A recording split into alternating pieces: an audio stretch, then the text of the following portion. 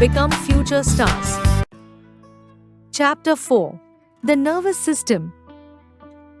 The nervous system is the control center of all the body systems. It is also the most important system as it controls all other body systems and the sense organs. Everything we do is controlled by our nervous system. The nervous system. The nervous system is made up of three parts: the brain, the spinal cord, and the nerves.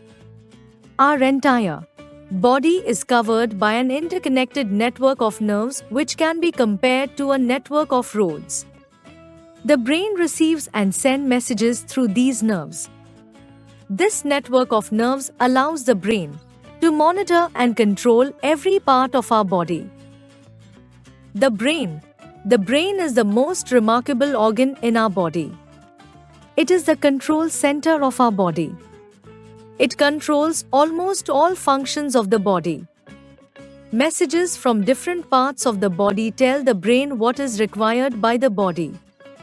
The brain then tells every part of the body, by sending messages, what to do and how to do it, even when we are asleep. The brain not only controls the movements of the body but also enables us to think, reasons, remember or stores a lot of information and can recall that when required. This ability is called memory. The brain is soft and delicate organ like jelly. It looks like a walnut. It is protected within a bony framework called the skull. The space between the brain and the skull is filled with a fluid that cushions and protects it. Brainy bites. Brain is the heaviest organ in our body. The brain has three main parts: the cerebrum, the cerebellum, and the medulla. 1. Cerebrum. The cerebrum is the largest part of the brain. It helps us to think, recall, remember, and learn. It also controls the functions of sense organs. Its dome-shaped surface is covered with deep ridges and grooves. It also controls our voice. It is the center of the intelligence. 2. Cerebellum. Below the cerebrum is the cerebellum. It controls the muscles' activity and maintains balance of our body and keeps it in an upright position. If the cerebellum does not function properly, our body movements become jerky and uncoordinated. 3. Medulla. Beneath the cerebellum lies the bulb-shaped medulla. It connects the brain to the spinal cord. It controls involuntary actions like the movements of the lungs and the heart. The medulla is active even when we are asleep. The brain needs a continuous supply of blood and oxygen. A person faints if his heart is not able to send enough blood to the brain. We must take enough sleep to give proper rest to our brain. Brainy bites. The brain uses approximately 20% of the total oxygen pumped around the body.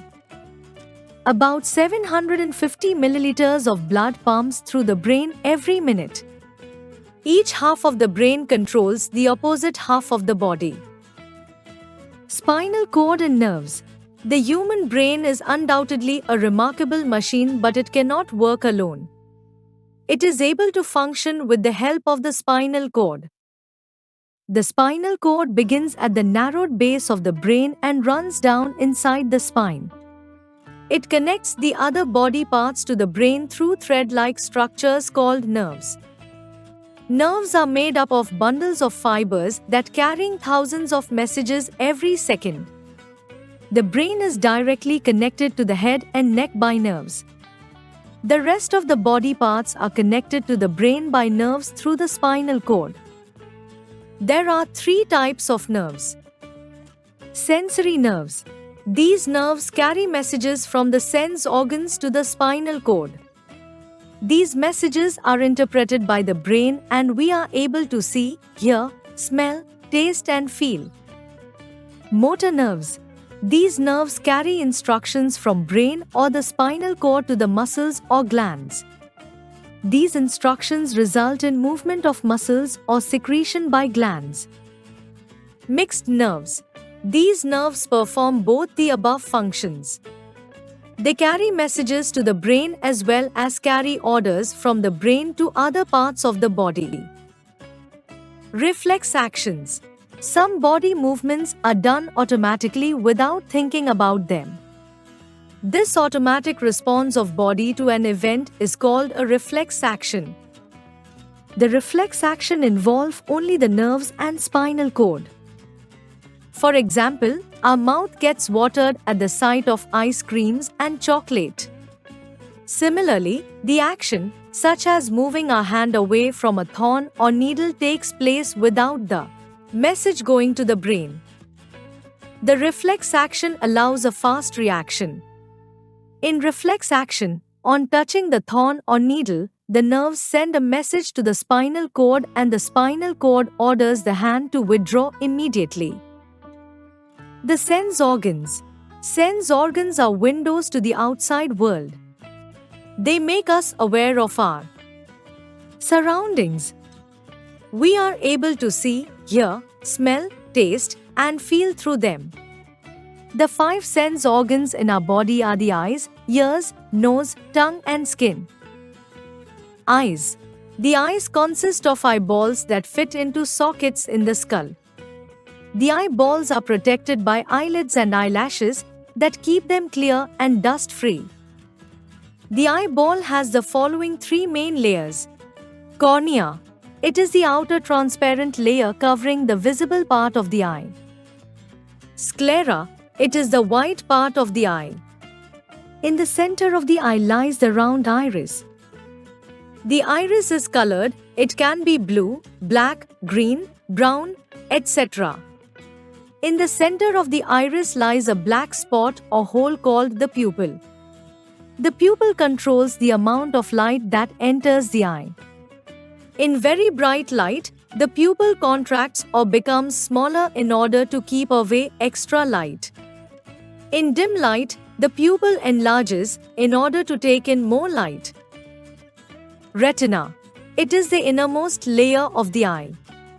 It acts like a screen on which the image of the object we see is formed. Messages from the retina are sent to the brain through the optic nerves. Ears. Our ears help us to hear sounds and also maintain balance. The outer ear helps us to receive and direct sound waves to the inner ear. Each ear has 3 parts: the outer ear, the middle ear, and the inner ear. The outer ear catches the sound and sends the sound waves to a thin membrane called the eardrum. The eardrum vibrates, moves very fast. These vibrations are passed on to the inner ear, and from there they are carried on to the brain through the auditory nerve. The brain then interrupts the message, and we are able to hear the sound. Nose. The nose is the organ of smell. Dust particles enter our nose along with the air we breathe in. The inner lining of the nose has small hair that trap dust particles and filter the air. The upper part of the nose has nerve cells that form the olfactory nerve. The olfactory nerve carries messages from the nose to the brain. Tongue.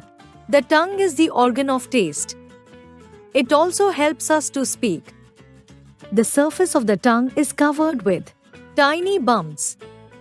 Inside these bumps are the taste receptor cells called taste buds. These buds have nerve endings that carry message to the brain. The brain tells us whether something is sweet, sour, salty, or bitter. Let's find out. Circle the odd one out. 1. Medulla, liver, cerebellum, cerebrum. 2. Eye, nerves, spinal cord, medulla. 3. Iris, pupil, retina, eardrum. Skin. The skin forms the outermost covering of the body and is richly supplied with nerves that connect to the spinal cord. We often feel things with the tip of our fingers. The skin helps us to sense pain, temperature, hot and cold, and feel things. Brainy bites.